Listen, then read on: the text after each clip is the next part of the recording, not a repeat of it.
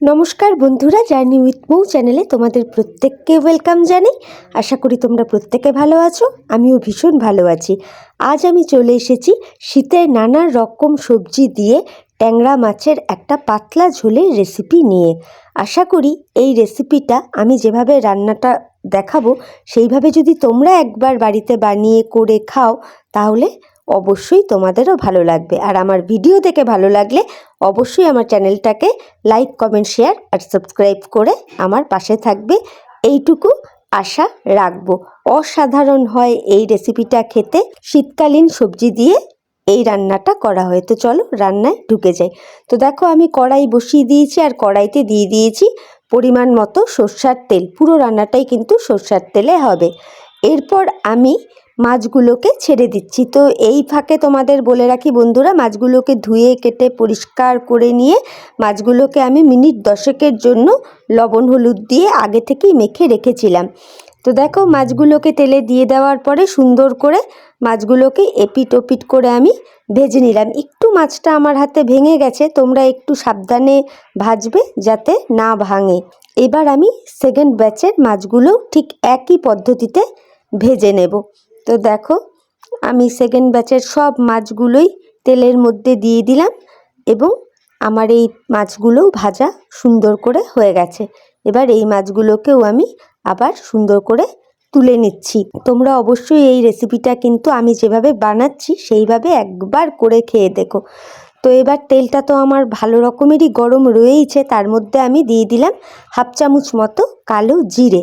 আর এর মধ্যে দিলাম একটা পেঁয়াজকে আমি ঘষুনি দিয়ে একটু ঘষে নিয়েছিলাম, সেই পেঁয়াজ বাটাটাই আমি দিয়ে দিলাম। দিয়ে আমি ভালো করে এবার একটুখানি পেঁয়াজটাকে 2-3 মিনিটের জন্য একদম কম ফ্লেম করে আমি ভেজে নিচ্ছি।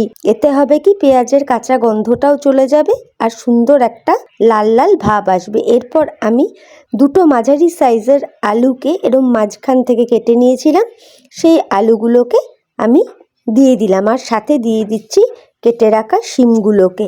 এবার শিম আর আলুটাকে মশলার সাথে সুন্দর করে ভেজে নিচ্ছি। তোমরা দেখতেই পাচ্ছ একটুখানি শিম আর আলুটাকে ভাজা ভাজা হতে দিতে হবে।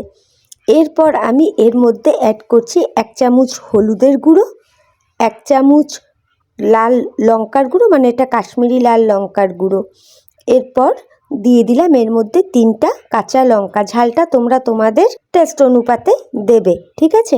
এবার আমি সব কিছুকে আবারও মিশিয়ে নিয়ে আবারও ভালো করে ভেজে নিলাম। নিয়ে এরপর আমি একটা মাঝারি সাইজের বেগুনের অর্ধেকটা নিয়ে এরম লম্বা লম্বা করে কেটে দিয়েছি আর সাথে অ্যাড করে দিলাম স্বাদ অনুযায়ী লবণ। দিয়ে এবার সমস্ত তরকারির সাথে মশলাটাকে খুব ভালো করে মিশিয়ে নিচ্ছি, ভাজা ভাজা করে নিচ্ছি। তো দেখো কি সুন্দর কালারফুল লাগছে। তো মশলাটা আমার খুব সুন্দর করে কষে গেছে তরকারির সাথে। এরপর ঢাকনা চাপা দিয়ে রেখেছিলাম, মাঝে মাঝে ঢাকনাটা উঠিয়ে একটু তরকারিগুলোকে নাড়িয়ে চাড়িয়ে নিচ্ছিলাম। এরপর আমি এর মধ্যে অ্যাড করেছি একটা টমেটো। একটা ছোট সাইজের টমেটোকে লম্বা লম্বা করে কেটে নিয়ে সেই টমেটোটাকেই আমি অ্যাড করে দিয়েছিলাম। এই রান্নাটা কিন্তু আমি বারে বারে ঢাকনা চাপা দিয়েই করেছি। এরপর আমি এর মধ্যে অ্যাড করেছি পেঁয়াজ পাতা।